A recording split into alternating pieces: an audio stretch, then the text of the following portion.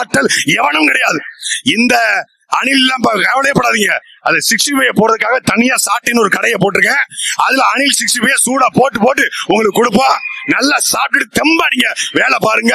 அதெல்லாம் கவலைப்பட தேவையில்ல. அணில் சாப்பிட்டா நல்ல புரோட்டீன் ஏறும். களத்துல உறுதி கொண்டு வெறி கொண்டு வேலை செய்வோம். கூட்டணிக்கு வருவார்களா என்று ஒரு தரப்பு, யாராவது கூட்டணிக்கு அழைப்பார்களா என்று ஒரு தரப்பு, யாரோடும் கூட்டணி இல்லை என்று ஒரே தரப்பு. அது நாம் தமிழர் தரப்பு.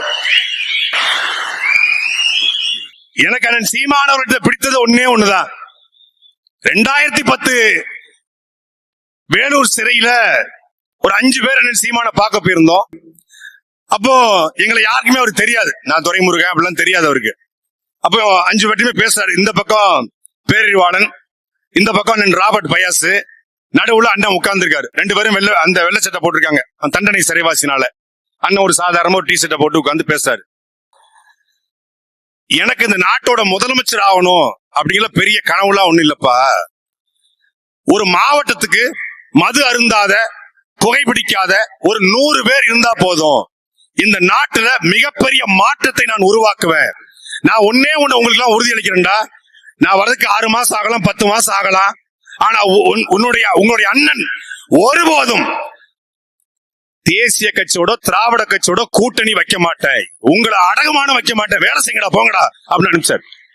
அந்த சிறைக்குள் இருந்து பேசிய அந்த வார்த்தையை இன்றைக்கு வரைக்கும் காப்பாற்றுகிற ஒரு தலைவன் நம் அண்ணன் செந்தமிழன் சீமான். அன்னைக்கு அவர் மாவட்டத்துக்கு 100 தான் கேட்டாரு. இன்னைக்கு மாவட்டத்துக்கு 10,000க்கும் மேற்பட்ட உறுப்பினர்கள் வந்திருக்கிறான்.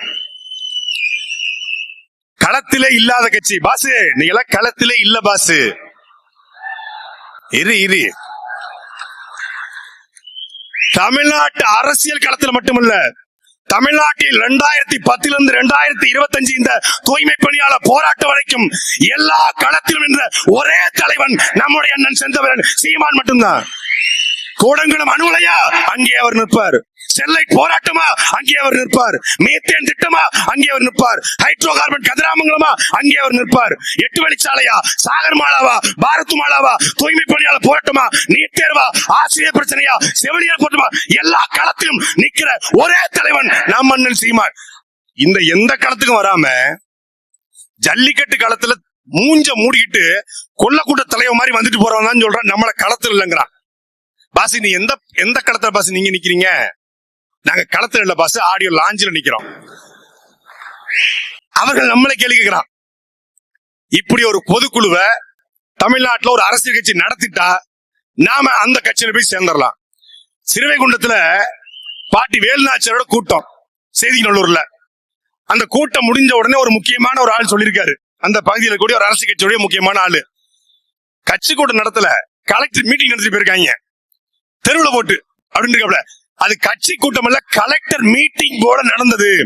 தாசில்தார்களை, ஆர்ஐக்களை, விஓக்களை உட்கார வைத்து ஒரு மாவட்ட ஆட்சியர் மீட்டிங் நடத்துவது போல நாம் தமிழர் கட்சியின் தலைமையேற்ப சீமான் மக்களை திரட்டி உட்கார வச்சு மீட்டிங் நடத்திருக்காருன்னு சொல்றான். இப்படி எதிர்கட்சிகள், ஆளும் கட்சிகள் நம்மளை பார்த்து அஞ்சி நடுங்கி நிக்கிறான். ஒரு டிபேட்டு, மக்கள் அரங்கம். அந்த டிபேட்ல அதிமுக சார்பா அண்ணன் இன்பதுரை வந்திருந்தாங்க. இன்பதுரை என்கிட்ட சொன்னது, நாங்க பிஜேபியை டேக்கிள் பண்ணிடுவோம், ஏன்னா இங்க கூட தான் இருக்கு, பிரச்சனை இல்ல. திமுகவை கூட நாங்க ஏறி அடிச்சிருவோம், இந்த தாவேகா கூட டேக்கிள் பண்ணிடுவோம். உங்களை தாங்க எப்படி டேக்கிள் பண்றதுன்னே தெரியல, நீங்க என்ன பேச போறீங்கன்னு கொஞ்சம் முன்னாடியே சொல்லிருங்கன்றாப்ல. நீங்க என்ன திட்டமிடுவீங்க? யார அடிப்பீங்க? எங்களை அடிப்பீங்களா? எங்களை அடிப்பீங்களா? நாங்க எல்லாரையும் அடிப்போம். அதாவது தமிழ்நாட்டு அரசியல் கட்சிகள்ல சில கட்சி கத்தி வச்சு சண்டை போடுது, சில கட்சி வாழ வச்சு சண்டை போடுது. இப்ப வால் சண்டை, கத்தி சண்டை எப்படி போடலாம்? ஒரு ஆள் தான் போட முடியும். ஆனா தமிழ்நாட்டு அரசியல சிலம்பத்தை வச்சு ஆடுற ஒரே கட்சி அது நாம் தமிழர் கட்சி, சீமான் மட்டும்தான். சிலம்பம் இருக்கு கையில, ஏன் எல்லா பக்கமும் அடி. அதிமுக 2 அடி, திமுக 2 அடி, கம்யூனிஸ்ட் ஒரு ஊம குத்து, தாவேக்காக ஒரு 4 குத்து. அதிமுக மட்டும் எங்க ரொம்ப அடிக்க மாட்டாருங்க. திமுக அடிக்கிறாரு, தாவேக்கா அடிக்கிறாரு, எல்லாத்தையும் அடிக்கிறார், பிஜேபி கூட அடிக்கிறாப்புல. ஆனா அதிமுக ரொம்ப அடிக்கிறது இல்லையா? எங்க அண்ணன் ஒரு நல்ல பழக்கம் இருக்கு, தாயில்லா பிள்ளைகளை அவர் அடிக்கிறது கிடையாது.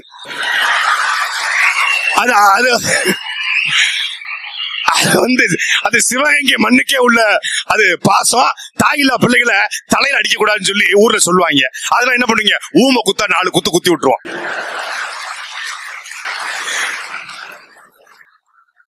ஒரு கட்சி கூட்டணி வைக்காமல் வெல்ல முடியுமா? நாம் எல்லாரும் அண்ணன் சீமானுடைய பேச்சை கேட்டு உணர்வெழுச்சி அடைகிறோம், அறிவுபூர்வமாக சிந்திக்கிறோம். சரிதான், களத்தில் வேறு கொண்டு வேலை செய்கிறோம். ஆனா வெறும் 8.2 விழுக்காடு தானே. இது அதிகாரத்தை அடையுமா? இது வந்து ஓட்டா கன்வெர்ட் ஆகும், சீட்டா கன்வெர்ட் ஆகுமா? இது ரூல் பண்ணுமா? இப்படி கேள்வி கேட்கறாங்க. தமிழ்நாட்டு அரசியல கூட்டணி வைக்காம எந்த கட்சியும் வெல்ல முடியாதுப்பா. அதிமுகவோட போனா அப்படியே உங்க அண்ணன் ஒரு 40 சீட்டை வாங்கி அதுல 40 30 எம்எல்ஏ அடிச்சு ஒரு துணை முதலமைச்சர் அடிச்சு அப்படியே சட்டசபைக்குள்ள போய் உங்க குரலை கர்ச்சித்து அந்த தொகுதியை டெவலப் பண்ணி அந்த தொகுதி மக்கள் நல்லது செஞ்சு அது போல 234 தொகுதிக்கும் செய்வோம்னு காட்டி அதிமுக எடப்பாடி போனதுக்கு அப்புறம் அந்த கட்சியை அபகரிச்சு அப்படியே முதலமைச்சர் ஆயிரலாம். இந்த நீ உமி கொண்டு வா, நான் அவள் கொண்டு வரேன், ஊதி ஊதி தும்புங்கிற கதையெல்லாம் நாங்க போய் கேள்விப்பட்டோம். இது எவனாவது ஆடி காத்துல அவளு பாவன்ட்டு போய் சொல்லு. எடப்பாடி பழனிசாமியை முதலமைச்சர் ஆகிறதுக்கோ ஸ்டாலின முதலமைச்சர் ஆகிறதுக்கோ வேற யாரையும் முதலமைச்சராக நாங்க வரல. பிரபாகரன் அந்த தலைவன் கண்ட கனவை தமிழ் நிலத்தில் சாத்தியப்படுத்த வந்திருக்கிறோம். அப்ப இது கைத்தட்டலாம், ரசிக்கலாம். வெல்லுமா? வெல்லுமா? 2011 காலகட்டத்துல ஒரு இயக்குனர் ஒரு அரசியல் கட்சியில ஆர்வம் கொண்டு இணைகிறாப்ல. இணைஞ்சி அந்த கட்சியில புதிய சிந்தனைகளை பேசுறாரு. இதெல்லாம் செட் ஆகுதுப்பா அந்த நாட்டுக்கு. இந்த மாதிரி புதிய யோசனை சொன்னா இந்த நாட்டுல ஒரு வய ஓட்டு போட மாட்டான் அப்படிங்கிறாரு. 2016 காலகட்டம் வருது. அந்த இயக்குனர் என்ன பண்றாரு? தனிச்சு நிற்போம், சுயேட்சை நிற்போம் சொல்லி சுயேட்சை நிக்கிறாப்ல. சுயேட்சை நின்று அந்த குறிப்பிட்ட மாநகரத்துக்கு மட்டும் மேயரா தேர்ந்தெடுத்துறாங்க. மேயரா தேர்ந்தெடுத்தோடனே அந்த நாட்டுல ஒரு ஆண்டுக்கு 1,00,000 கொலைகள் நடக்குது. நான் அந்த 1,00,000 கொலைகளையும் கட்டுப்படுத்துவாங்கிறாரு. கல்ல கொண்டு எறிகிறான். ஏன்னா அந்த நாட்டுல கொலையாளிகள் தான் நாட்டை ஆள்றான். நேரடியா லாட்ஜுக்கு போவான். லாட்ஜில் இருக்கக்கூடிய அந்த தங்கிருப்பாங்க இல்லையா விடுதியில, அவங்களை அடிச்சு விரட்டிட்டு அவங்கிட்ட காசு பாஸ்போர்ட்டை பறிச்சு விட்டுருவான்.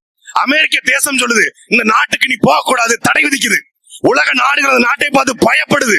ஆனால் அந்த நாட்டுல வளம் கொளிச்சு கிடக்கு, தேயிலை கொளிச்சு கிடக்கு, செல்வம் கொளிச்சு கிடக்கு. ஆனா கொள்ளையும் கொளிச்சு கிடக்குது, கொலை கொளிச்சுக்குது. கொலையாளிகளை நான் ஒழிப்பேன்றான். ஒரு பயம் நம்பல. 2018 நியூ தாட்ஸ், புதிய யோசனைகள் அப்படிங்கிற ஒரு கட்சியை உருவாக்குறான். கட்சியை உருவாக்கி நான் ஆட்சிக்கு வந்தால் இந்த கூலிப்படையை ஒழிப்பேன் என்று சொல்றான். 53 விழுக்காடு வாக்குகளை எடுத்து 6,96,00,000 வாக்குகள் இருக்கக்கூடிய அந்த நாட்டுல கிட்டத்தட்ட 3 கோடி வாக்குகளை பெற்று வெற்றி பெறான். வெற்றி பெற்ற உடனே அந்த நாட்டின் தலைநகரில் இருந்து சரியா 100 கிலோமீட்டர்ல உலகத்திலே பெரிய ஜெயில கட்டுறான். பெரிய ஜெயில கட்டி 80,000 பேரை ஒரே நாள்ல கைது பண்றான். எப்படி இங்க ஆத்துமல்ல கொள்ளடிக்கிறவன் கனிமூலத்தை கொள்ளடிக்கிறான், அது போல கூலிப்படைய போற கைது பண்றான். கைது பண்ணி அந்த ஜெயில போடுறான். அந்த சிறையில தொலை தொடர்பு கிடையாது, மனு பார்க்க முடியாது, எந்த விதமான அடிப்படை வசதியும் கிடையாது. சிறையில போட்டுறான். நாடே கொந்தளிக்குது. பத்திரிகையாளர் எழுதுறாங்க இவன் சர்வாதிகாரி, இவன் பயங்கரவாதி, இவன் கருத்து சுதந்திரத்துக்கு எதிரானவன். எழுதுறான். ஆமாடா, நான் கருத்து எதிரானதா, நான் சர்வாதிகாரன்டா, என் நிலத்தை காப்பாத்த எனக்கு வேற வழி இல்லைன்னு போடுறான். 2024 திருப்பி தேர்தல் வருது. 75 விழுக்காடு வாக்களை பெற்று 2வது முறையாகவும் அவனே அந்த நாட்டின் அதிபராக மாறி இருக்கிறான். நாடு எல் சால்வடார் என்கிற வட அமெரிக்க தேசம்.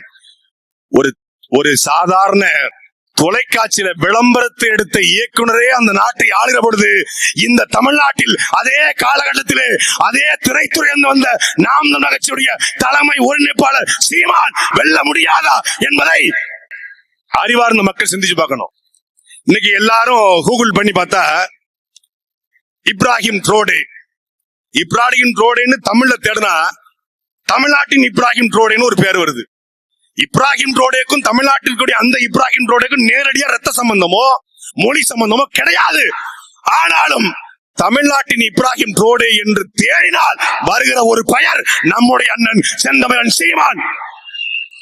அதே மாதிரிதான் இப்ராஹிம் ட்ரோடே பெரிய அதிகார வர்க்கம். அந்த அதிகார வர்க்கத்தை எடுத்து ஒரு 35 வயசு பையன் இன்னைக்கு புர்கினோ பாசோ என்கிற அந்த நாட்டினுடைய அதிபராக மாறி இருக்கிறார். அதுக்கு முன்னாடி அவனுடைய முன்னோர்கள் எப்படி இங்க தமிழரசன், நம்முடைய கலிய பெருமாள், நம்முடைய முன்னோர்கள் ஒரு தமிழ் தேசிய களத்தை உருவாக்கி அதிலே தோற்று போய் வீழ்ந்து போய் அதற்கு பிறகு ஈழத்திலே நம் தலைவன் பிரபாகரன் உலகத்தின் 24 நாடுகளை எதிர்த்து ஒரு நாட்டை கட்டமைக்க முயற்சி செய்து வெற்றி பெற்று சூழ்ச்சிகளால் வீழ்த்தப்பட்டானோ அதே போல அந்த புர்கினோ பாசாவிலையும் சங்கரா என்கிற ஒரு புரட்சியாளன் பெரிய விதையை போட்டான், பேஸ்மெண்ட் போட்டான். அந்த அடித்தளத்துல புர்கினோ பாசாவில இப்ராஹிம் ட்ரோடே இன்னைக்கு அதிகாரத்தை கைப்பற்றுகிறான். இப்ராஹிம் ட்ரோடே அதிகாரத்தை கைப்பற்றுவது சாத்தியம் என்றால் எல் சால்வடாவில் நைப் புகாலே அதிகாரத்தை கைப்பற்றுவது சாத்தியம் என்றால் இந்த நிலத்தில் நம் மன்னன் சீமானும் அதிகாரத்தை கைப்பற்றுவது சாத்தியம். சின்ன பையன் 8.2 நினைக்காதீங்க. கோலியாத்து தாவீது கதை நமக்காகத்தான். பெரிய பூதம் கோலியாத்தை தாவீது எப்படி வீழ்த்தினானோ இந்த திராவிட பூதங்களை நாம் இந்த களத்திலே வீழ்த்துவோம். வேலுநாச்சியார், மருதுவாண்டியர் நமக்கு சாட்சியா இருக்காங்க. வெள்ளக்காரன் பெரிய பீரங்கி வச்சிருப்பான், துப்பாக்கி வச்சிருப்பான், வீழ்த்த முடியும் என்று ஒரு பெண் அரசி நினைச்சிருந்தா நாட்டை மீட்டெடுத்திருப்பாளா? அவள் அது நமக்காக படைக்கப்பட்டதா? இப்படி சுபாஷ் சந்திர போஸ் மிகப்பெரிய வெள்ளக்கார படை. சுபாஷ் சந்திர போஸ் படையில் என்ன 30 கோடி முகமுடியால் பாரதி பாடியது போல 30 கோடி பேரும் இருந்தானா? இல்லை, வெறும் 10,000 பேர் தான். வெறும் 10,000 பேரை வச்சுக்கிட்டு தான் வெள்ளக்காரனை ஓட ஓட விரட்டி அடிச்சார் சுபாஷ் சந்திர போஸ். அதே போலத்தான் இந்த அரங்கில் இருக்கிற நாம் ஒவ்வொருத்தரும் நினைத்தால், எல்லாரும் அண்ணன் கலைஞர் சொன்னாங்க, எல்லாரும் சொன்னாங்க முதலமைச்சர், அதுக்கு நமக்கு கேட்கறதுக்கு நமக்கு நல்லாதான் இருக்கு. நம்ம அண்ணன் முதலமைச்சர் நமக்கு கேட்க நல்லாதான் இருக்கு, ஆகணும்னு நமக்கு ஆசைதான் இருக்கு. ஆனால் அதுக்கு நாம் ஒற்றுமையா உழைக்கணும். கட்சிக்குள்ள கூடிய சின்ன சின்ன சிக்கல்கள் குறித்து எல்லாம் நிறைய பேர் பேசினாங்க. இது கலந்தாய்வு கூட்டம் கிடையாது. யாரை எப்படி இயக்க வேண்டும் என்று அண்ணன் சீமானுக்கு தெரியும். நிறைய பேர் நினைச்சிட்டு இருக்காங்க சீமானுக்கு சாட்டை சீமானுக்கு ரொம்ப நெருக்கம், தேவாஸ் சீமானுக்கு ரொம்ப நெருக்கம், பாக்கிராசர் ரொம்ப நெருக்கம், இமாயின் நெருக்கம். இவங்க எல்லாம் சேர்ந்துகிட்டு சீமான்ட்ட வத்தி வச்சு விட்டுறாங்க, சீமான்ட்ட போட்டு விட்டுறாங்க. இவங்க காருக்குள்ள சொகுசா பயணிக்கிறாங்க. அந்த காருக்குள்ள ஏறி பயணிச்சாதான் தெரியும் உங்களுக்கு. யாராவது தயவு செய்து ஒரு 2 நாள் டிராவல் பண்ணி பாருங்க, யாராவது தேவைப்படுங்க. அந்த பாக்கியராசன் ஒருத்தருப்பாப்ல, அது பாடி மட்டும் தான் அலைஞ்சிட்டு இருக்கு. அவரெல்லாம் செத்து ரொம்ப நாள் ஆச்சு, அது பாடி தான் போயிட்டு இருக்கு. ஹிமாயின் ஆல்ரெடி கூட ஆயிட்டாப்ல, நான் கொஞ்சம் உயிர் ஒட்டிக்கிட்டு இருக்கேன். எனக்கு பெர்ஃபெக்ஷன் டு த கோர். எப்பா இதை பண்ணலையா, அதை பண்ணலையா, இதை பண்ணலையா. நைட்லாம் 11:30 மணிக்கு மேல ஆன்லைன்ல ஆஃப் பண்ணி வச்சிடறேன். 12 மணிக்கு அண்ணன் கூப்பிடாருன்னு பயமா இருக்கு. ஏய், அந்த வேட்பாளர் என்னப்பாச்சு, வருவானா வரமாட்டானா, ஐயோ அண்ணன் கூப்பிட்டுவாரு. முன்னாடி மேனேஜர் கூப்பிட்டுவாருன்னு பயந்துட்டு இருந்த மெடிக்கல் இருப்பாரு போது, இப்ப அண்ணன் கூப்பிட்டு 12 மணிக்கு மேல போனா அண்ணன் கூப்பிட்டுவாருன்னு பயமா இருக்கு. என்ன பயம்னா எதுக்கு பயம்? வேலை செய்யல அப்படிங்கிறதுக்காக கேள்வி கேட்டுக்கொண்டே இயக்கி கொண்டிருப்பாரு. அவரை யாராலையும் இயக்க முடியாது. துரைமுருகனோ, தேவாவோ, பாக்கியராசனோ, ஹிமாயினோ யாராலையும் அண்ணன் சீமானை இயக்க முடியாது. அவரை இயக்குற ஒரே ஒரு ஆள் அவர்தான். அவர் கட்டுப்படுகிற, அவர் பேச்சை கேட்கிற, அவரு குறைந்தபட்சம் பயப்படுகிற ஒரு ஆள் அவருக்கு மட்டும்தான். அவருக்காக தான் அவர் இயங்குறாரு. அவருக்காக இவருக்காகவும் சேர்த்து நாம இயங்குறமே ஒழிய நம்ம யாராலையும்.